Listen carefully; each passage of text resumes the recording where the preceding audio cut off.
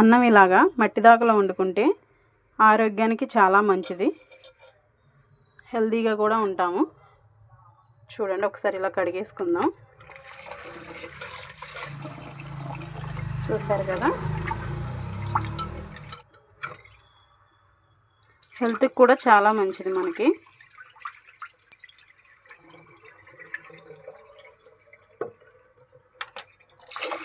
ఇటువరకు మన అమ్మమ్మల కాలంలో ఇలాగే వండుకుని తినేవాళ్ళంట. ఇలా బియ్యం కడిగేసుకున్నాం కదా, ఇప్పుడు దీంట్లో వాటర్ పోసుకుందాం.